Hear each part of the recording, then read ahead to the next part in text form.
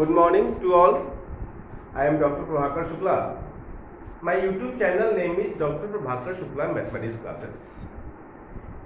Today we discuss very important examples of determinant using the properties. आज हम लोग कुछ मोर इम्पोर्टेंट एग्जाम्पल्स की चर्चा करने जा रहे हैं प्रॉपर्टी की सहायता से। प्रीवियस वीडियो में हमने एक दो वीडियो में प्रूफ बताए थे कि कैसे होता है। आज हम एक नया क्वेश्चन बताने जा रहे हैं।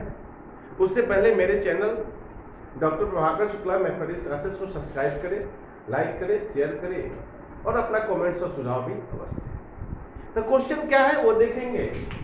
Without expanding the determinant prove that, बिना एक्सपेंड किए। अब तक हम लोग प्रॉपर्टी के साथ एक्सपेंशन लगाते थे, एक्सपेंड करते थे R1, R2, R3, C1, C2, ताकि बिना एक्सपेंड किए हुए मुझे LHS बराबर RHS प्रूफ करना है। इसमें भी वही हम लोग एलिमेंट्री का यूज करते हैं, आइदर रो हो या कॉलम हो, और उसकी सहायता से LHS बराबर RHS दिखाते हैं। देखिए क्वेश्चन कैसे बनाते हैं। जैसे पहला कहता है, क्वेश्चन क्या कहता है, 1 1 1 C1 एलिमेंट है, A B C B C C A A B। यहाँ 1 1 1 है, A B C है, A square B square C square. तो RHS टर्म में मुझे A square B square C square दिया हुआ है। यहाँ तो A square B square C square है नहीं, तो हमें सोचना है कि A square B square C square आएगा कैसे। तो पहले देखिए सॉल्यूशन। मान लेते हैं क्या LHS दिया हुआ, ले लेते हैं 1 1 1 A B C B C C A और A। अब देखिए हमको लाना है A square B square C square. तो हम लोग अगर R1 में A से गुना करेंगे तो यहाँ A स्क्वायर आ जाएगा, R2 में B से गुना करें और R3 में C से गुना। एक और चीज है, अगर गुना करेंगे तो मुझे डिवाइड भी देना ही पड़ेगा। तो हम लोग लिख सकते हैं क्या, using R1 times to A R1, R2 times to B R2 and R3 times to C R। देखिए R1 में मैं A से मल्टीप्लाई करता हूँ, R2 में B से और R3 में C से। तो अगर ABC से गुना हुआ तो ABC से भाग भी हो जाएगा, तो 1/ABC गुना करें तो A square ABC, B square ABC, C square ABC। अब हमें दिखाई दे रहा है कि C3 से ABC हम बाहर निकाल सकते हैं, तो बाहर निकालेंगे तो 1/ABC इंटू ABC अगर कॉमन लेते हैं ABC A square B square C square 1 1 1। अब देखिए, अब हमें अरेंज करना हो, एक टर्म तो आ गया लेकिन कॉलम आगे पीछे हो गया। तो फर्स्ट कॉलम में 1 1 चाहिए, तो हम लोग ऐसा कर सकते हैं कि C1 interchanging to C2 C3, पहले C3 करते हैं। तो एक चीज जान लीजिए, हम लोग प्रॉपर्टी पढ़े थे, इफ एनी रो और column of A determinant can be interchange then its absolute value is same but sign is changed।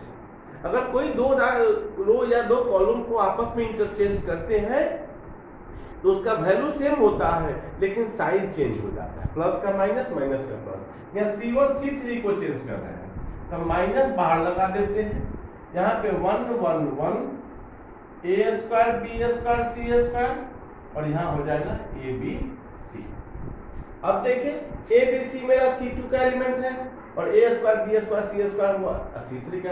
अब फिर C2 C3 को इंटरचेंज करेंगे, फिर दो रो को कॉलम को चेंज करेंगे तो फिर साइन चेंज हो जाएगा।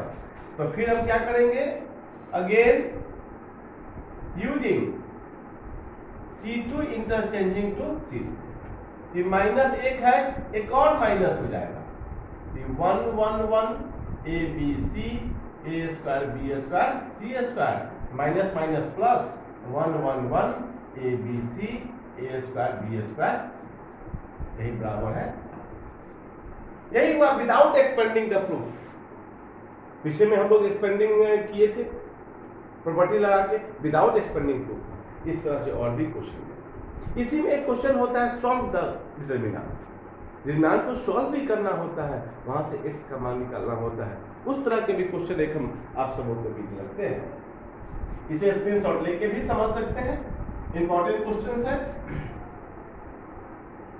अब जैसे एक क्वेश्चन लेते हैं, solve x2 minus 3 minus 6 minus 3x 2x minus 1 x minus 3 x plus 2 equal to 0। अब देखिए इसे हमको सॉल्व करना है। यह क्वेश्चन अभी जो न्यू एडिशन बुक आई है उसमें दो क्वेश्चन में दिया रहेगा। उसमें कहता है क्या कि so that x equal to 2 is the root of the equation, या एक रहेगा कि solve the following equation, determinant को सॉल्व करना है। तो सॉल्व करने का मतलब मुझे x का वैल्यू निकालना है। तो हम एक बार जानते हैं जितने ऑर्डर का डिटरमिनेंट होता है उसके उतना ही रूट्स होते हैं। मतलब कि 3/3 है तो इसके 3 रूट्स होंगे, 2/2 होंगे तो उसके 2 रूट होंगे, 3/3 होंगे तो उसके 3 रूट होंगे, उसका मान हम निकालते हैं। अब देखिए तो पहले हमको इसको सॉल्व करना है।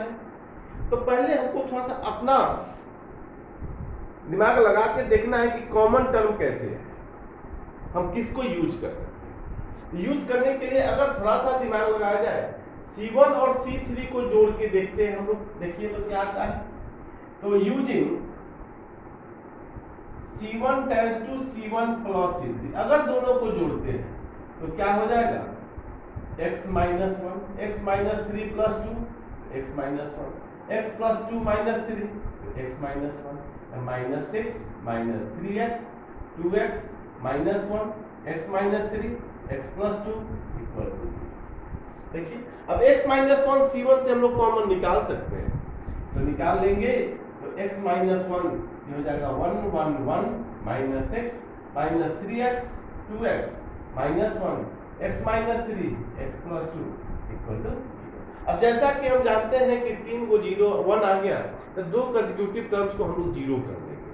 तो इसको 0 करने के लिए ऑपरेशन हम लोग जो यूज करते हैं तो लिख सकते हैं R2 tends to R2 minus R1 and R3 tends to R3 minus R1।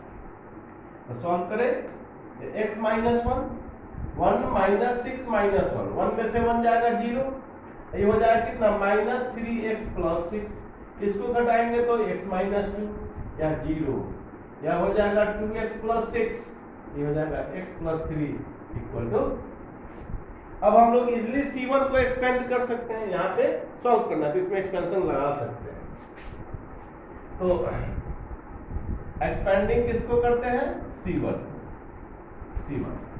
तो क्या हो जाएगा x माइनस 1 इंटू 1 लेंगे तो अब यहाँ देखें यह हो जाएगा minus 3x plus 6 x minus 2 2x plus 6 x plus 3 equal to 0। यहाँ से ले सकते हैं, इसको हम लोग ओमिट करेंगे, बाकी सब तो मेरा 0 हो जाना है, इसलिए उस टर्म को छोड़ देंगे। अब देखिए इसमें कुछ कॉमन टर्म करने की कोशिश करते हैं।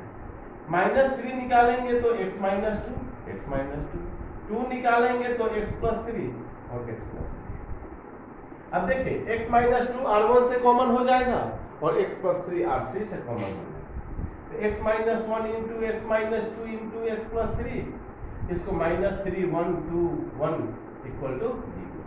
तो x minus 1 x minus 2 x plus 3 into कितना माइनस 3 माइनस 2 इक्वल टू 0, या कांस्टेंट चला जाएगा तो x minus 1 into x minus 2 x plus 3 equal to 0 by minus 5 that equal to 0 हम लोग लिख सकते हैं। अब इसी को सॉल्व करेंगे तो either x minus 1 equal to 0 और x माइनस 2 इक्वल टू 0 और x प्लस 3 इक्वल टू 0, मतलब कि x इक्वल टू 1 और x इक्वल टू 2 और x equal to minus. This is the required solution. 3/3 था, देखिए x के 3 वैल्यू आ गए। यह ध्यान रखना है, इस तरह से हम लोग सॉल्व करते हैं। यह मेरा डिटरमिनेंट का एक्सरसाइज, इस तरह से हम लोग बना सकते हैं जीबी में। इसी में एक और टॉपिक है डिटरमिनेंट में, area of the triangle using determinant, जिसको हम लोग अगले वीडियो में चर्चा करेंगे। आज के लिए इस वीडियो में इतना ही। मेरे channel doctor Prabhakar Shukla mathematics classes को सब्सक्राइब करें, लाइक करें, शेयर करें और अपना कमेंट्स और सुझाव भी अवश्य दें। आज के लिए इतना ही, धन्यवाद।